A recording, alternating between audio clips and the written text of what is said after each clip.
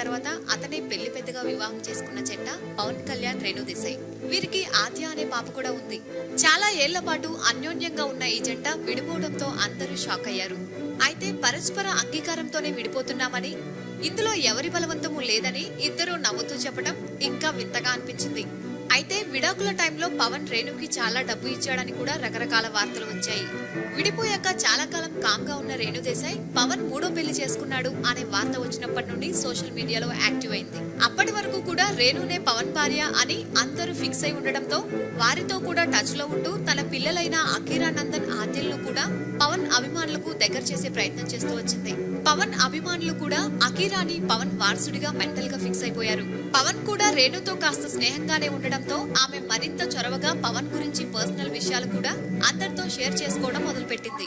పవన్ కి సంబంధించిన rare photographs ను షేర్ చేస్తూ వాటి గురించి ఇంట్రెస్టింగ్ కామెంట్స్, అలాగే పవన్ కి తనకి గల అనుబంధం రిఫ్లెక్ట్ అయ్యేలా పోస్టులు పెడుతూ డివోర్స్ అయిపోయినా కూడా ఇంకా వైఫ్ అన్నట్టుగానే బిహేవ్ చేస్తుంది. అయితే ఆమె ఫీలింగ్స్ నిజమే, కానీ దాని వెనుక ఉన్న మరో కారణం పవన్ ప్లేస్ లో అకీరాని ఫ్యూచర్ స్టార్ గా చూడటం. అందుకే ఈ మధ్య అకీరాకి తెలుగు వచ్చని, ఇంట్లో తెలుగు మాట్లాడతాడని, అకీరా బాధ్యత పవన్ది అని రకరకాల హింట్స్ ఇస్తుంది. అయితే పవన్ కూడా అకీరాని తెరపై చూపించడానికి ఆల్రెడీ త్రివిక్రమ్ కి గ్రీన్ సిగ్నల్ ఇచ్చాడని ఒక వార్త కూడా కాస్త గట్టిగా వినిపిస్తుంది.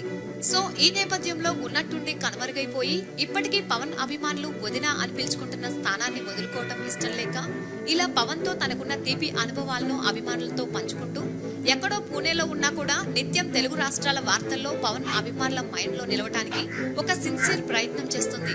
కాకపోతే ఇక్కడ తాను